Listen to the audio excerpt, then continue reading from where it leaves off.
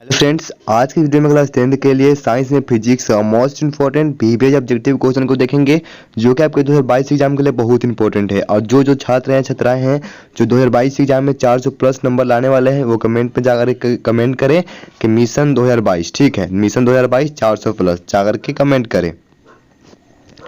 तो चलिए, आज का पहला क्वेश्चन है, मानव नेत्र के किस भाग पर किसी वस्तु का प्रतिबिंब बनाते हैं। ठीक है, मानव नेत्र के किस भाग पर किसी वस्तु का प्रतिबिंब बनता है, किस भाग पे बनता है।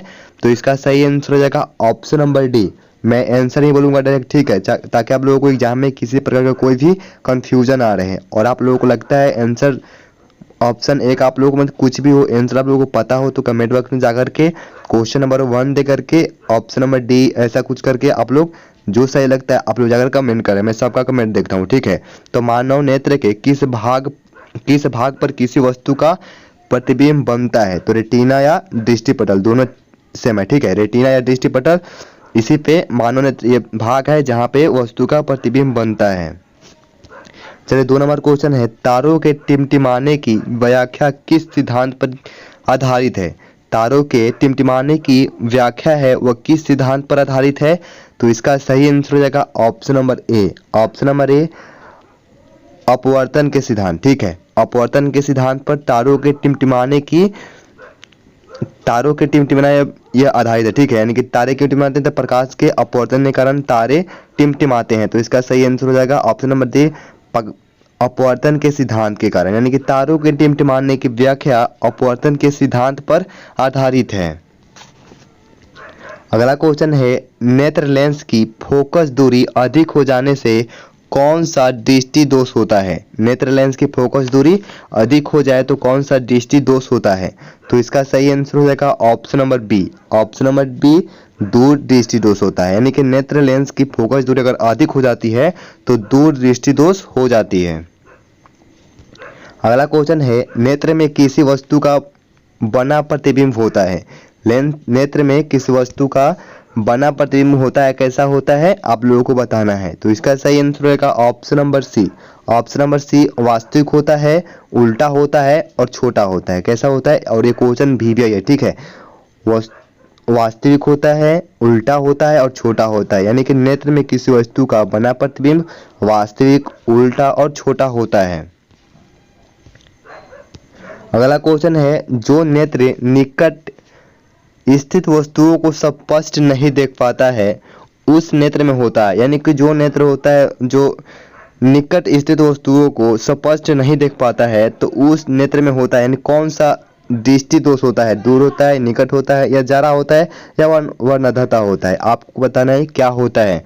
तो इसका सही आंसर होगा option number D. Option number D, दूर दृष्टि दोष। यानी कि जो नेत्र निकट स्थित वस्तुओं को स्पष्ट नहीं देख सकता है तो उस नेत्र में कौन सा दृष्टि दोष होगा, तो दूर दृष्टि दोष होता है। चलिए, अगला क्वेश्चन है, श्वेत प्रकाश की किरण जब किसी प्रिज्म से होकर गुजरती है। श्वेत प्रकाश की किरण जब किसी प्रिज्म से होकर गुजरती है तब जो रंग सबसे अधिक विचलित होता है वह है। यानी कौन सा रंग है जो सबसे अधिक विचलित होता है जब श्वेत प्रकाश प्रिज्म से होकर गुजरती है। तो इसका सही आंसर हो जाएगा option number C. Option number C, बैगनी। यानी कि बैगनी जो रंग है ना, वो जब श्वेत प्रकाश प्रिज्म से होकर गुजरती है तो बैगनी रंग है वो सबसे अधिक विचलित होती है। और सबसे कम विचलित कौन सा रंग होता है, तो लाल होता है। ये क्वेश्चन बहुत इंपॉर्टेंट था। चलिए, अगला क्वेश्चन देखिए, अपने लेंस की फोकस दूरी को बदलकर दूर या निकट की वस्तु को साफ साफ देख सकने के आंख के गुण को कहते हैं। यानी कि दूर या निकट की वस्तु को साफ साफ देख सकने के ये जो गुण है, आंख का यह गुण है, उस गुण को क्या कहा जाता है। तो इसका सही आंसर हो जाएगा option number B. Option number B, समंजन क्षमता। देखिए, आंख का ये कौन सा गुण है, समंजन क्षमता, जिसके कारण हम लोग दूर या निकट की वस्तुओं को अपनी फोकस दूरी को बदलकर दूर या निकट वस्तुओं को हम लोग क्या कर सकते हैं, साफ साफ देख सकते हैं। और ये आंख के गुण को क्या कहा जाता है, तो ये आंख का समंजन क्षमता है, ठीक है। ये आंख का समंजन क्षमता है जिसके कारण हम दूर या निकट वस्तुओं को देखने के लिए फोकस दूरी कम ये बदल कर, ठीक है, हम लोग उसको साफ साफ देख पाते हैं। इस गुण को समंजन क्षमता कहा जाता है। चलिए अगला क्वेश्चन है, ज्यादा दूरदर्शिता से पीड़ित व्यक्ति का उपचार किस प्रकार के लेंस से किया जाता है? यानी कि जो व्यक्ति है वो ज्यादा दूरदर्शिता से पीड़ित है तो उसका उपचार किस प्रकार के लेंस से किया जाता है? तो इसका सही आंसर हो जाएगा option number B. Option number B, bifocal lens. ठीक है, बाइफोकल लेंस के द्वारा उस व्यक्ति का उपचार किया जाता है।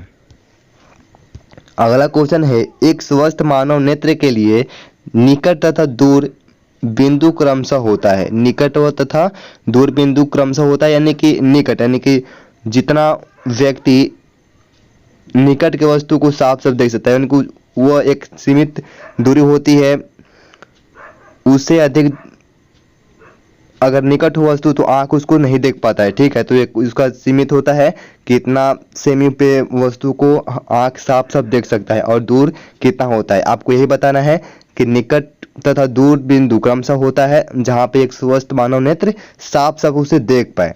तो इसका सही आंसर हो जाएगा option number D. Option number D 25 semi एवं अनंत, यानी कि एक मानव नेत्र होता है, स्वस्थ जो मानव नेत्र है वो निकट कम से कम कितना होता है 25 सेमी, यानी कि जो वस्तु है अगर नेत्र के 25 सेमी दूर है वहां तक वस्तु को साफ साफ देख सकता है। उसके अंदर यानी कि 24 23 ये साफ साफ नहीं देख पाएगा। ठीक है, उसके लिए क्या है 24 सेमी निश्चित है। और दूर बिंदु कितना होता है नेत्र के लिए, स्वस्थ नेत्र के लिए तो वो अनंत होता है। ठीक है, ये भी क्वेश्चन बहुत इंपॉर्टेंट था। चलिए अगला क्वेश्चन है, विभिन्न दूरियों पर की वस्तुओं के प्रतिबिंब को फोकस करने के लिए आंख के लेंस की फोकस दूरी परिवर्तित होती है। किसके द्वारा परिवर्तित होती है? पुतली के द्वारा होती है, रेटिना के द्वारा होती है, या सिलियरी पेशियों द्वारा होती है, या आइरिस द्वारा होती है? तो इसका सही आंसर रहेगा option number C. 1 minute. Option number C, ciliary पेशियों द्वारा होते हैं, यानी कि विभिन्न दूरियों पर की वस्तुओं के प्रतिबिंब को फोकस करने के लिए आंख के लेंस की फोकस दूरी परिवर्तित होती है। तो किसके द्वारा होती है?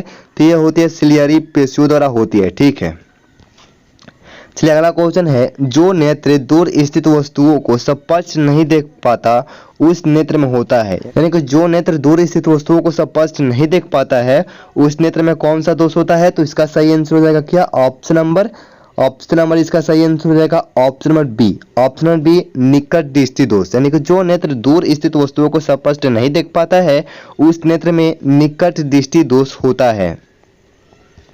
चलिए अगला क्वेश्चन है, किस दृष्टि दोष में किसी वस्तु का प्रतिबिंब जो होता है वो रेटिना के आगे बनता है?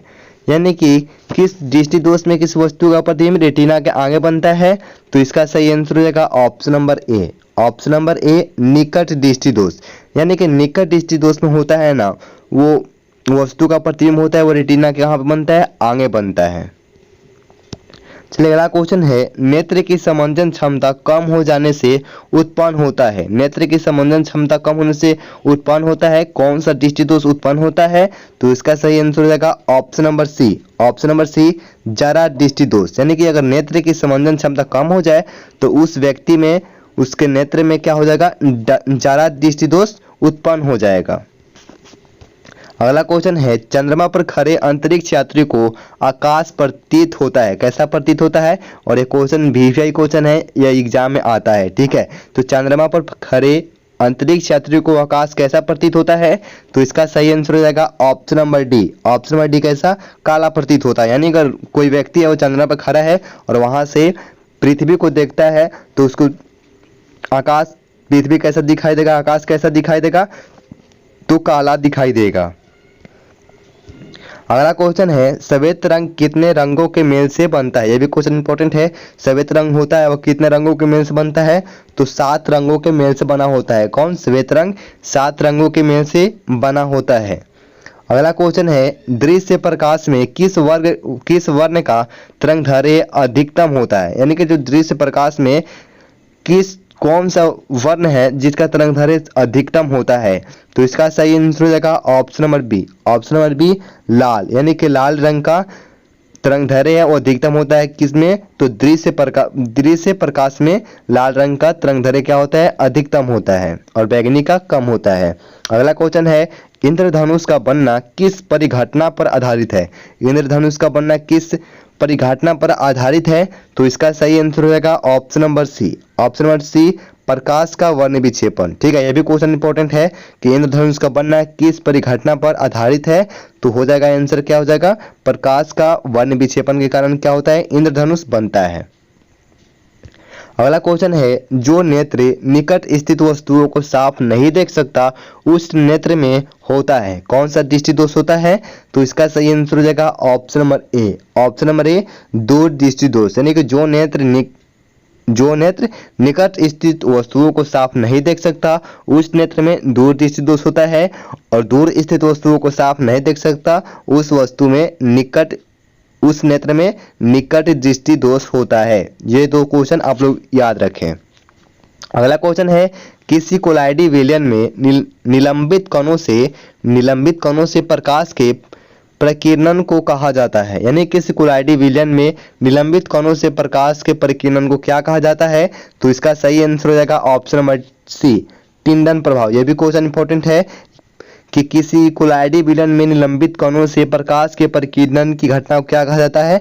तो टिंडन प्रभाव कहा जाता है। ऐसा क्वेश्चन आता है। चलिए अगला क्वेश्चन है, सामान्य मानव नेत्र को दूरबिंदु है, यानी सामान्य मानव नेत्र का दूरबिंदु कितना होता है? तो हम लोगों ने देखा था निकटतम कितना होता है, 25 सेमी होता है, और दूर कितना होता है? तो अनंत होता है। तो इसका सही आंसर हो जाएगा ऑप्शन नंबर डी, अनंत पर। ठीक है, सामान्य मानव नेत्र का दूरबिंदु कितना होता है? अनंत होता है। चलिए अगला क्वेश्चन है, निकट दृष्टि दोष वाले व्यक्ति के चश्मे में होता है। निकट दृष्टि दोष वाले व्यक्ति के चश्मे में होता है, कौन सा लेंस होता है? तो इसका सही आंसर हो जाएगा option number B. Option number B, अवतल लेंस होता है। यानी कि निकट दृष्टि दोष वाले व्यक्ति के चश्मे पे कौन सा लेंस होता है? तो अवतल लेंस होता है।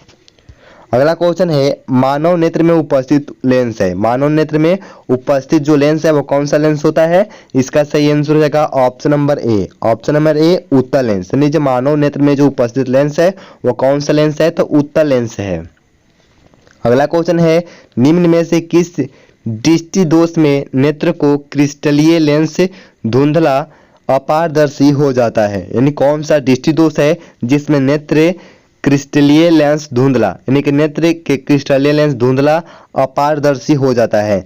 इसका सही आंसर हो जाएगा option number B. Option number B, मोतियाबिंद। देखिए ऐसा किस दृष्टि दोष में होता है? तो मोतियाबिंद दृष्टि दोष में होता है, जिसमें नेत्र के क्रिस्टलीय लेंस जो होता है वो धुंधला अपारदर्शी हो जाता है।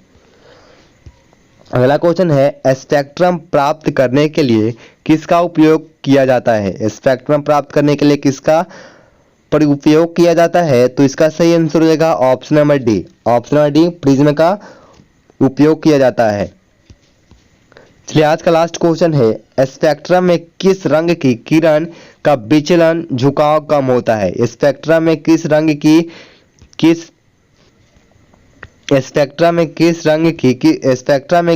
की किरण का विचलन झुकाव कम होता है? इसका सही आंसर हो जाएगा option number A. Option number A, लाल रंग का।